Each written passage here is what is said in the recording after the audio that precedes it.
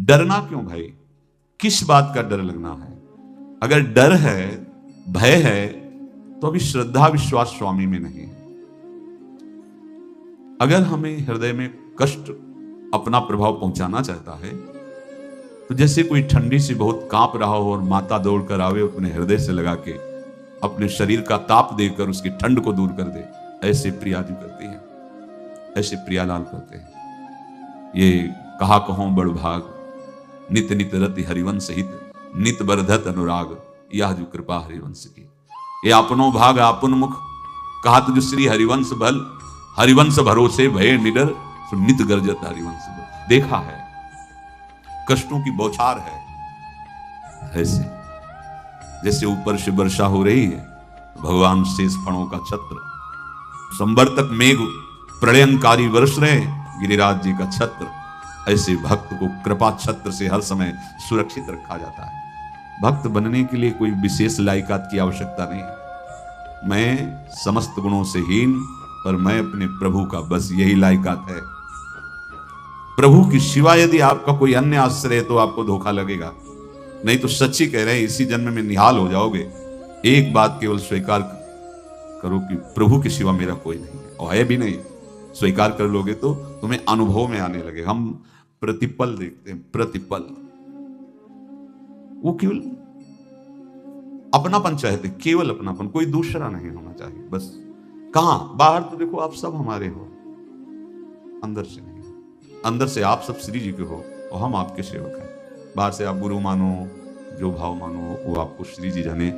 अंदर से हमारे आप श्री जी के जन हो और हम आपके सेवक हैं। बाहर से कुछ भी व्यवहार मानो, कोई बाहर से व्यवहार का कोई अस्तित्व नहीं, अंदर की बात का अस्तित्व होता है। आप सब हमारी स्वामिनी की परिकर हो, हम आपके दास हैं। बस इस बात से हमारा अपनापन आपसे है, नहीं श्री जी के सिवा किसी से कोई अपनापन नहीं। कि आप इसका प्रभाव समझिए।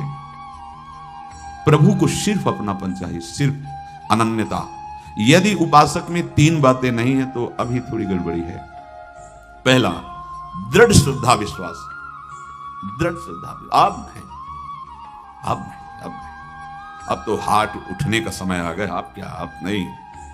अब गाहक मत फंसाओ, बाजार बंद करो, हाथ उठा लो, चलो अपने घर चलो। समय आ गया, घर चलने का समय है। नहीं तो कलयुग अपनी बाजार ऐसी फैला देगा कि भूल जाओगे कि घर भी जाना है। दूसरी बात, जो गुरु ने भजन दिया उसमें तत्परता, सच्ची मानिए। जीवन भर कभी इस प्रमाद को गुरु कृपा से आने का अवसर नहीं दिया गया कि चैन से सोए हों और चैन से खाए हों। पूरे जीवन कभी सुविधाओं को स्वीकार नहीं हुआ, पर साधन मार्ग में कभी भी शिथिलता नहीं हुई, तत्परता है। प्रभु पर पूर्ण श्रद्धा विश्वास और गुरु प्रदत्त साधन पर तत्परता। और तीसरा खास विषय, इंद्रियों से भोगों को न भोगना। तब ये जो रंग है परमार्थ का, तब अब दो चार माला की मनमानी आचरण किए कहते हैं हमें भगवदानंद की स्फूर्ति नहीं होती।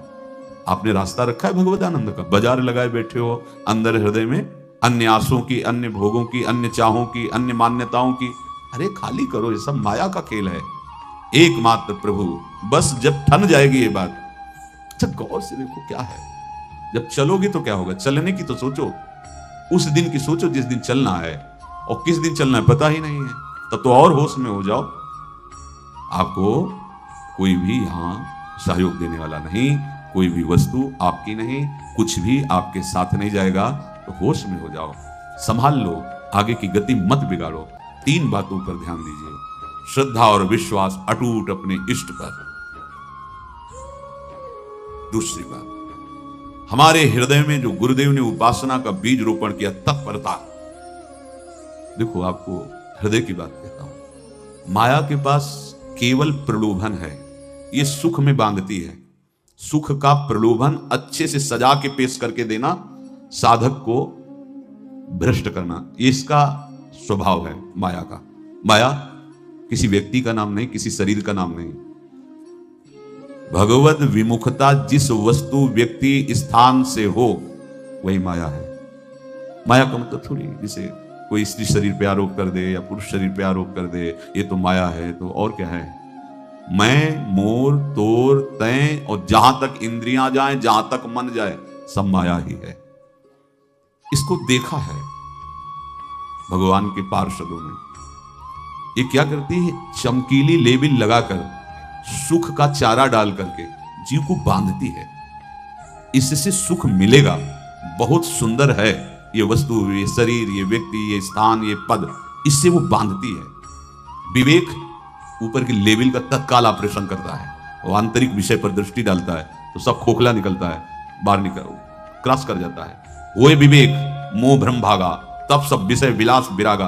अज्ञानी उसी आकर्षण सुख में बंध जाता है, और सुख तो था नहीं, बंधन इतनी जोर का हो गया, अब मुक्त हो सकता नहीं, तो उसके हृदय में लगता है इसके बिना जी नहीं सकते, इस नशा के बिना, वस्तु के बिना, व्यक्ति के बिना।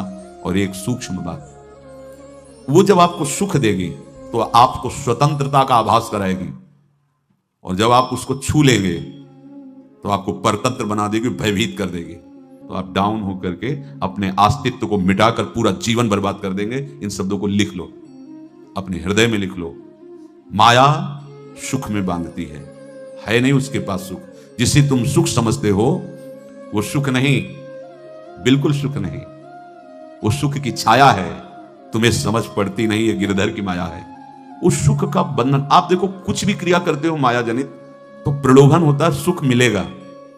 और जिस समय सुख मिलने के लिए आप लालायित हुए, उस समय सुख भोगने की स्वतंत्रता आपको दे देगी। लो, आप समझ रहे हैं स्वतंत्र स्वामी होकर सुख भोग रहे हैं? नहीं, आप भोग लिए ना, आप गुलामी उसकी सहो। अब तुम्हें वैराग्य हो रहा कि मैं नहीं भोगूंगा, उसकी दृष्टि बदलेगी। समझ रहे हो?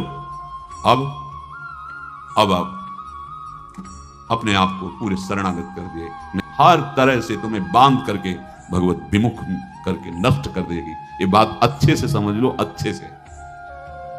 इस सुख का प्रलोभन देकर बांधती सुख है नहीं, क्योंकि आप उपासक हो। जब सुख में उतरोगे तो कितने दिन फिर आपको घृणा होगी कि अरे धिक्कार हमारे जीवन, फिर लौटने का चांस नहीं रहेगा। ध्यान से सुन लो, लौटने का चांस नहीं देगी माया। तुम्हारी ऐसी आंतरिक कमजोरी हो जाएगी, ऐसी वृत्तियां कमजोर हो जाएंगी कि तुम उस माया के इशारे पर नाचोगे, उसके विपरीत तुम बोलने की भी ताकत नहीं रख सकते। मान लीजिए, विषय चुगा जिन चुगे कछुक चुगत सुख होए, फिर जो फांसी ऐसी लगे तेसम दुख न को, ये अनुभवी महापुरुष रसिक शेखर श्री ध्रुवदास जी महाराज कह रहे हैं। तो तीसरी बात का संयतेंद्रिय, दृढ़ श्रद्धा विश्वास भगवान पर, गुरु प्रदत्त प्रबल साधना में तत्परता, और इंद्रियों की गुलामी कभी स्वीकार न करना। जीवन में ध्यान रखा जाए, केवल प्राण पोषण शरीर के निर्वाह के लिए जो निरपेक्ष भाव से मिले उसे स्वीकार करो, अन्यथा ये प्रलोभन सुख का देकर माया तुम्हें बांध लेगी और फिर तुम्हें अधीन कर लेगी। कितने से मार्ग में उत्साहित होकर चलते हैं, पर गुरु कृपा पात्र ना होने के कारण, चतुर खिलाड़ी ना होने के कारण वो प्रलोभन में फंस जाते हो। फंस गए तो फिर मछली का कांटा जानते हो, ऐसे अब वो चाहे जितना हिले डुले, वो कांटा नहीं निकल सकता। अब तो उसको मरना ही पड़ेगा। ये जन्म बर्बाद ना हो, आप सबसे प्रार्थना है। बहुत ही अपने घर की जैसी बात होती है। इसका कार्य है माया का सुख में बांधना, सुख के प्रलोभन से, और आपको सुख भोगने के लिए स्वतंत्रता देना। आप उस स्वतंत्रता से सुख भोगे कि न जाने कितने जन्मों की परतंत्रता तुमने स्वीकार कर ली। अगर इस रहस्य को जान जाओगे तो डरोगे। ये डरे डर बिहारी वंश ही। श्वास जैसे मनुष्य स्वाभाविक लेता है, खाते पीते सोते चलते उठते बैठते बात करते हंसते, सब अवस्थाओं में आप श्वास नहीं लेते, स्वाभाविक आ जा रही है। ऐसे ही श्वास प्रश्वास अपने आराध्य देव के स्मरण का अभ्यास बना लो। अभ्यास योग युक्त चेतसा नान्य का बिना। और जैसे तनिक भी श्वास रुकी तो घबराहट, बेचैनी, परेशानी आ जाती है, ऐसे ही श्वास प्रश्वास यदि नाम से खाली जाने लगे तो घबराहट, परेशानी, जलन पैदा होनी चाहिए। तब आप उपासक माने जाएंगे। क्या ऐसा हो रहा है? क्या हृदय की ऐसी स्थिति है तो धन्यवाद, नहीं है तो इसी की प्राप्त करने के लिए प्रियाजू ने हमें अपने मार्ग में घसीटा है, चाहे वो गृहस्थ हो चाहे वो विरक्त हो। यदि श्वास प्रश्वास में नाम न हुआ तो तुम्हें घबराहट होनी चाहिए। भोरी सखी जी कहते हैं कि मेरे जी में बड़ी घबराहट होती है, ऐसे वो जी घबराते। भोरी सखी जी कह रहे हैं, श्वास नाम दो बिलक चलत है, इनको भेद न मोको भावे। मुझे बहुत घबराहट पैदा हो रही, प्रिया जी से कह रहे हैं। कि श्वास प्रश्वास में नाम का क्रम नहीं बन पा रहा, टूट रहा है, मुझे ऐसा अच्छा नहीं लग रहा। आप कृपा करो प्रियाजू, श्वास ही नाम, नाम ही श्वासा, नाम श्वास को भेद मिटावे। प्रियाजू ऐसी कृपा कर दो, श्वास प्रश्वास आपका नाम चलता रहे। ये बात प्रवचन ना मान करके जीवन मान लीजिए। जैसे हमारी श्वास प्रश्वास उठते बैठते चलते फिरते खाते पीते स्वाभाविक चलती है, हम ऐसा अभ्यास नाम का करें कि ऐसे चले। जैसे हमारी श्वास प्रश्वास रुकने लगे तो घबराहट बेचैनी प्राण व्याकुल हो जाते हैं, ऐसे ही श्वास प्रश्वास में यदि नाम रुकने लगे तो तद स्मरणेन परम व्याकुल दीत, घबराहट पैदा हो जाना चाहिए। नहीं होती तो अभी बहुत दूर नगरी, होती है तो अब निहाल हो गए हो, तुम चिंता मत करो। आगे का जो दिव्यात्मक स्वरूप है वो आना प्रारंभ हो जाएगा। रोम रोम रग रग बोले तब कुछ स्वाद नाम को पावे, यही सारा वैभव प्रकाशित हो जाता है। जहां तक हो सके किसी भी अनर्थ के हटाने का तुम प्रयास और चिंता मत करो। बहुत अनुभव की बात है। जैसे तुम कहीं फंस गए, गलती हो गई तुमसे, माया ने फंसा लिया, अब निर्भय हो जाओ। तुम्हारा अपमान होगा, तुम्हारी निंदा होगी, कुछ नहीं बिगड़ेगा, लेकिन पूरा जीवन बर्बाद नहीं कर देना है। प्रभु के भरोसे हो जाओ कि यदि आपको अपमान और निंदा करवानी तो करवाओ, पर अब लो नसानी अब ना सही हो, मैं नहीं समझ गया, अब आगे बढ़ूंगा, नहीं रुकूंगा, कुछ भी हो जाए, प्राण चले जाए, सभा में अपमान हो जाए, तो भी मैं अब रुकने वाला नहीं। समझ रहे? प्राप्त अनर्थ की निवृत्ति की चिंता में नहीं रहना तुम्हें। अगर तुमसे अनर्थ हो भी गया है तो तत्काल आगे बढ़ो। तुम्हारा इष्ट वो तो जान रहा है ना, तो पकड़ो उसी को। आप जान रहे थे मैं फिसल रहा था, आपने नहीं रोका ना, चलो अब आपके ऊपर है। आप चाहे अपमान करवाओ, चाहे निंदा करवाओ, चाहे आप हमारा ये शरीर छुड़वा दो, अब मैं आपको छोड़ने वाला नहीं। बिल्कुल ये बात पकड़ लेना। ये जीवन में कई बार ऐसे अवसर आते हैं जहां हमारी भक्ति को बाधित करने के लिए माया ऐसे कांटे फैला देती है और हम असमर्थ हो जाते हैं, हम दब जाते हैं। कुछ गड़बड़ नहीं होगा, मृत्यु से ज्यादा कुछ गड़बड़ होने वाला नहीं। जो गड़बड़ हो गया अब दोबारा होगा नहीं, और उसमें हम दबेंगे नहीं, हम उसे क्रॉस करके आगे बढ़ेंगे भगवत मार्ग। कुछ नहीं होगा, विश्वास करना। वो ऐसे फूल जैसा निकाल के तुम्हें अलग कर देंगे। विश्वास रखना, विश्वास रखना। इस बात पर हम जोर दे के कह रहे हैं, नहीं फंस जाओगे, फंस जाओगे। कभी इष्ट गुरु से छुपाओ मत करना कि अगर ये जान गए तो। नहीं, जानो, तुम जानो। क्यों जाने? गलती तो तूने की है। अगर हमारी गलती है तो आपकी भी गलती है। कैसे? छोटा बालक जब गिरता है, माँ दौड़ के उठाने जाती है ना, तो पहला रोज दृष्टि उसकी माँ की होती है। अब तो उठा रहे हो, और जब गिरने जा रही थी तब क्यों दृष्टि नहीं डाली? अगर पकड़ लेती तो गिरता ही क्यों नहीं? तुम्हारी मायाबाजी पसारी विचित्र, सुन मुनि मोहे काकी कोड़, कहे हरिदास तुम्हारे हम जीते। तो ये अपने संबंध बल से बात कर रहे हैं। झुकना नहीं, टूटना नहीं। माया का कार्य है झुका देना, रौन देना, और पश्चाताप मत करना। प्राय कहा जाता है प्रायश्चित करो, पश्चाताप। हमारे पास समय नहीं है। राधा राधा राधा सब हो गया, पश्चाताप बढ़ा गए। नहीं तो इसी चिंता में गलती हो गई, गलती हुई तब समय नष्ट हुआ। अब वर्तमान में उसका चिंतन करके नष्ट करो, और आगे के चिंतन की गुंजाइश नहीं रहेगी, क्योंकि आप अपने हृदय को इतना गिराते चले जा रहे हो, हृदय का स्तर, कि उत्साह ही नहीं रह जाएगा। यह ऑपरेशन है सीधे भगवत प्राप्ति के लिए। बिल्कुल दृढ़ विश्वास। तुम्हें अब अपनी चिंता नहीं करनी। बैठा लो, हृदय में बैठा लो। अगर भगवत विश्वास नहीं तो घबराहट पैदा हो जाएगी, भय हो जाएगा, विषाद हो जाएगा। अरे कितनी बार संसार में अपमान हुआ है, कितनी बार सम्मान हुआ है। ये कुछ सम्मान और अपमान कुछ अस्तित्व नहीं रखता। अब हरि नहीं छूटेंगे। भाग हरि की तरफ, भाग। बिल्कुल परवाह न कर, भाग। किसी के फंदे में मत फंस, भाग। ये अंदर की पुकार है, अंदर की बात कह रहा हूं। ये मन बहुत बदमाश है। पहले तो लुभायमान करके सुख में बंधाता है, और फिर भय और संकट विषाद में फंसा देता है। प्रभु का विधान संदेह युक्त नहीं होता। निसंदेह तुम्हारे सामने वो विधान प्रकट होगा जिससे तुम्हारा परम मंगल हो जाएगा। परम मंगल हो जाएगा। डरना। बताया नहीं तो एक बार प्रेम भगत की बात हो, हमारे पास प्रेम जी आते थे, बहुत नाम जापक थे, श्री हरिवंश श्री हरिवंश। तो उनसे पूछा आपकी ऐसी नाम निष्ठा कैसे आई? तो उनका गलती से नाम निष्ठा कैसे आती है? तो किसी पद के अधिकारी थे जिसमें किसी कानून के विरुद्ध उसमें दस्तखत कर देने से करोड़ों रुपया उनको प्राप्त होना था। तो रात्रि में ऑफिस में बुलवा के उन्होंने वो गलती कर दी। दस्तखत की बड़े अधिकारी थे, और वो उनको पता नहीं था कि वो षड्यंत्र है, और पहले से कैमरा रख दिया गया था। पूरा वीडियो लेते देते, बातचीत करते, दस्तखत करते, सब प्रमाण।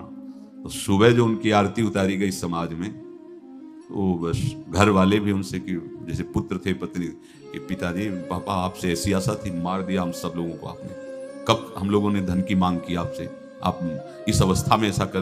तो घर से ये वचन और बाहर तो सब उपहास उनका, और उन्होंने निश्चय किया रात्रि में आत्महत्या कर लेंगे। कर्म बड़ा विचित्र होता है। पर वो वृंदावन पहले से आते थे और हरिवंश उपासकों से मिलते रहते थे, गुरुदेव भगवान से भी उनका परिचय था। गलती किसी से भी हो सकती, चूक है, यही तो है ना, कंचन कामिनी कीर्ति, कहीं भी लुभायमान। शायद उनके मन में लगा होगा कि दस्तखत कर लेंगे और मिल जाएगा, वृंदावन वास करेंगे, झंझट छूट जाएगी, कुछ ना कुछ ऐसा आया होगा, क्योंकि वो अधार्मिक प्रवृत्ति के नहीं थे, पर क्रिया तो हो गई ना, और षड्यंत्र था वो। उन्होंने सोचा रात्रि में अब हम प्राण त्याग देंगे। तो धाम आना और रसिकों के संग के प्रभाव से एक दिव्यता प्रकट हुई। वो सबके सामने सोने का नाटक करके लेट गए, तो परिवार वालों, नजर तो सबकी थी कि विकसित है, परिवार वालों को लगा सो गए। तो रात्रि जब सोए थोड़ा ऐसे तो वास्तविक नींद आ गई, और स्वप्न में देखा कि कोई उनसे कह रहा, देखो तुम्हारे सिरहाने सेवक वाणी रखी है, इसको पकड़ो, मरने की जरूरत नहीं, सब ठीक हो जाएगा। जगह तो सेवक वाणी सिरहाने रखी हुई थी, जैसे एक भक्त को तुलसी दल नामक ग्रंथ सिरहाने रखा। अरे अलौकिक शक्ति संपन्न भगवान और भगवान के पार्षद, बस सब बात हट गई, और उनकी जिह्वा और उनके मन ने, जैसे ना मरने वाले को प्राण मिल जाए कि भाई प्राण रक्षा, ऐसा को श्री हरिवंश हमारे रसिक समाज में जब वो आते थे उनका अच्छा सम्मान होता था। तेजों में चेहरा वयो वृद्ध शरीर, श्री हरिवंश ऐसे चलता रहता, बात करते और श्री हरिवंश ऐसी नाम में रति देखी। देखो ना क्या हुआ, घटना क्या थी, दृश्य क्या था, जीवन बिल्कुल व्यर्थ हो क्या गया, लोक सम्माननीय जीवन बन गया, महात्मा बन गए और भगवत प्राप्त हो गए हैं, उनका शरीर छूट गया है। तो यहां कह रहे हैं कि तुम्हें किसी भी हेतु से अपनी चिंता नहीं अब करनी। प्रभु का विधान निसंदेह परम कल्याण में होता है, तुम्हें संदेह नहीं करना। कड़ुआ हो सकता है, लेकिन अवसर तो मिल जाएगा श्री जी की तरफ भागने का। हम अपने को अच्छा साबित करने के लिए पूरा जीवन लगा दें, नहीं भाई, हम नीच आचरण वाले पर भागेंगे प्रभु की तरफ, लोक पावन करने वाले महात्मा बन जाओगे। सतरति लोकांत, इसको बैठा लो, जीवन में काम आएगी, ये वस्तु काम आएगी, क्योंकि विपक्ष जोरदार है, माया कोई साधारण नहीं है। विश्वासी साधक का भगवान स्वयं जुम्मा ले लेते हैं, विश्वासी साधक का भगवान स्वयं। देखो, अपने मन में तुम किसी प्रकार की चिंता न रख करके ये आज से विश्वास कर लो कि अब मेरे जीवन में जो होगा, मेरे प्रियाजू के द्वारा किया हुआ विधान परम सुखप्रद होगा, परम मंगलमय होगा। विश्वासी भक्त का जब ये स्वभाव निश्चय हो जाता है कि मेरे प्रभु जो करेंगे वो मंगल करेंगे, तो परिस्थिति बुरी दिखाई दे सकती है, परिस्थिति भयावह दिखाई दे सकती है कि अब तो सब गया ऐसा लगेगा, लेकिन वो बहुत बड़े के हाथ में नियंत्रित है परिस्थिति। देखते देखते उस परिस्थिति का परिणाम निश्चिंत, निःशोक और निर्भय कर देने वाला हो जाएगा। भयभीत मत होना। बहुत ही अमृतमयी बातें हैं, अगर अपने साधन पथ पे हम इनको आदर्श मानकर चलें तो बहुत जल्दी आनंद आ जाए।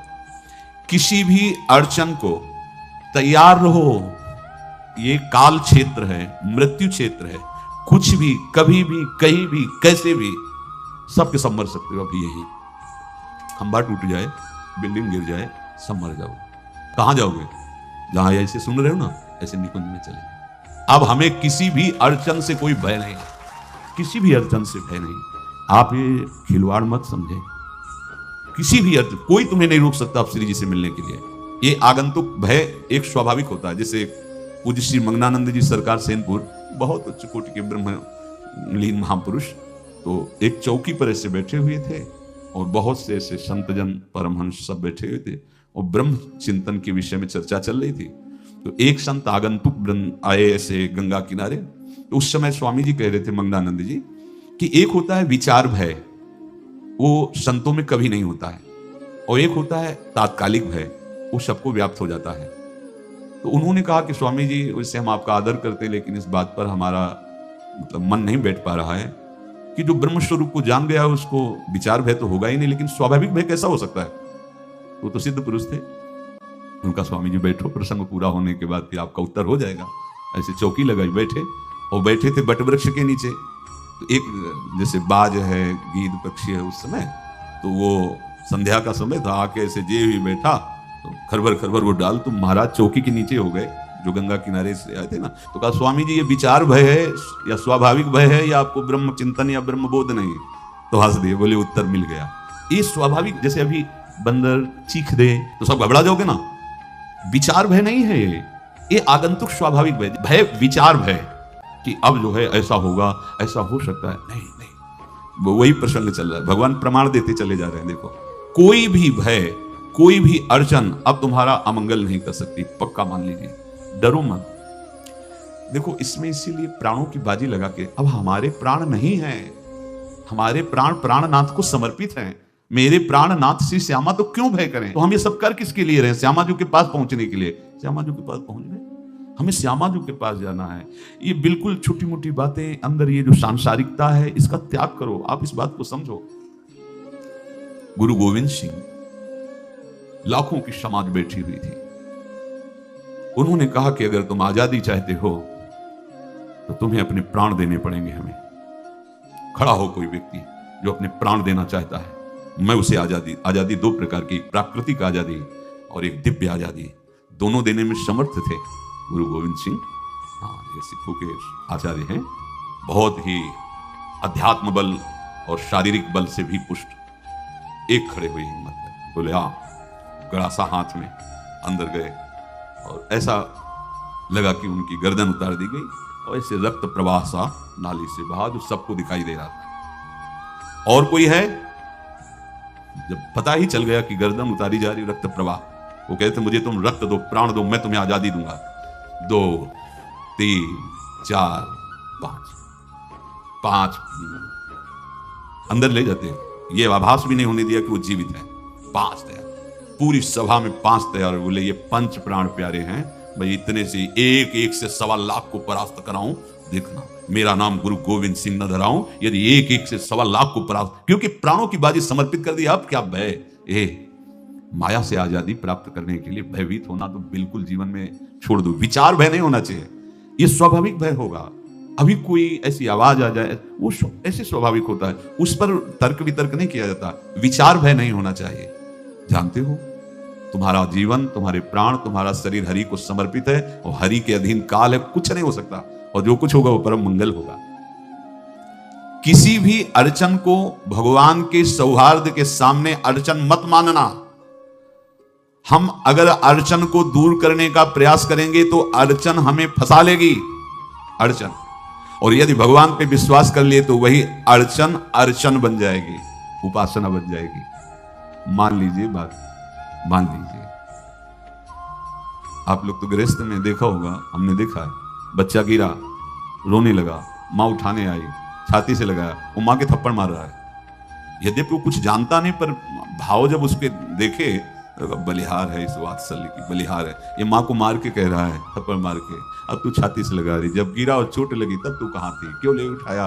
ये अधिकार हरि, वो तो अल्पज्ञ मां है, पर हम तो सर्वज्ञ हरि के वात्सल्य में डूबे हुए हैं। हमको तो भय बिल्कुल नहीं होना चाहिए। हाँ, जानबूझकर इसका दुरुपयोग मत करना। विश्राम की तरफ सत्संग जा रहा है, ध्यान से सुनो। कोई भी अड़चन अब हमको प्रयास नहीं करना उसको दूर करने का, ये जिम्मेवारी हमारे प्रभु की है। और प्रभु के ऊपर अगर आपने भरोसा दृढ़ कर लिया तो हर अड़चन अर्चन बन जाएगी, भगवान की पूजा बन जाएगी। पर देखो, इस बात को लेकर के हमें अशुद्ध आचरण नहीं करना, गंदी बात पे नहीं उतर जाना कि आप बचा लेना जो भगवान हो। नहीं बचाएंगे, हम तुम्हें बता रहे हो। अब उनको चैलेंज करोगे ना, ये सत्संग में सुना है कि आप बचाते हो, बचा लेना भला, तो नहीं बचाएंगे। क्या करेंगे? डबल पिटाई करवाएंगे तुम्हारी, क्योंकि सुन के भी तुम मनमानी कर रहे हो ना, और जब पिटोगे फिर रोगे तो फिर बचा लेंगे। ये लीला बिहारी गुरु हैं, बहुत करुणा में है, इनसे उल्टा मत खेलना, नहीं तो अगर ये उल्टा खेलने लगे तो तुम पहचान ही नहीं पाओगे। कह रहे हैं अपने आचरण को जानबूझकर अशुद्ध ना करो, तुम्हारी सारी बुराइयों की जिम्मेवारी हरि ले लेंगे। शब्द पर ध्यान दीजिए, जानबूझकर तुम अपनी बुराइयों का प्रयोग मत करो। तुम्हारे में जो बुराई है वो श्री हरि स्वयं स्वीकार कर लेंगे, वो ठीक है। जैसे आग में मल पड़े या चंदन या लोहा पड़े या लकड़ी, आग सबको अपना रूप दे देती है, ऐसे हर बुराई हरि में जाके परम सद्गुण बन जाती है। हम जितना अपने आप को अच्छा बनाने का प्रयास करेंगे, ये संसारियों के समझ में नहीं आएगा, परमार्थ के पथिकों के लिए बात है। और यही विश्राम हो जाएगा। हम अपने आप को जितना अच्छा और बड़ा बनाने की कोशिश करेंगे उतना ही हमारा प्रयत्न हमको नीचा गिरा देगा। यदि हम अपने को भगवान के आश्रित कर करके उनके नाम का जप और उनकी आज्ञा पे चले तो इतने अच्छे बन जाओगे, बिस्तरे सब जग विमल कीरति साधु संगति ना टरे। इतने महान बन जाओगे कि विश्व आत्मा भगवान जब हृदय से लगा लिए तो जा पर कृपा राम की हुई ता पर कृपा करे सब कोई। सुर नर मुनि प्रसन्नता ऊपर सोई विजयी विनयी गुण सागर तास सुजस त्रैलोक उजागर। इसलिए सत्संग का मनन करो और ये जीवन व्यर्थ ना जाने पावे। सावधान आप रहो और निर्वाह हमारी लाडली जू करेंगी। और ये जन्म हम सबको लाडली जू की प्राप्ति के लिए मिला है। और पक्का पक्का विश्वास करो लाडली जू हमें मिलेंगी, पक्का विश्वास करो, इस पे संशय मत रखना। हम किसी साधन बल से नहीं कह रहे कि तुम्हें लाडली जू मिलेंगी। लाडली जू मिलेंगी उनकी कृपा से, उनके दुलार से, उनके आकर्षण से। अब हमारा निश्चय हो गया है कि लाडली जू बोले आपका, हम हमारा मतलब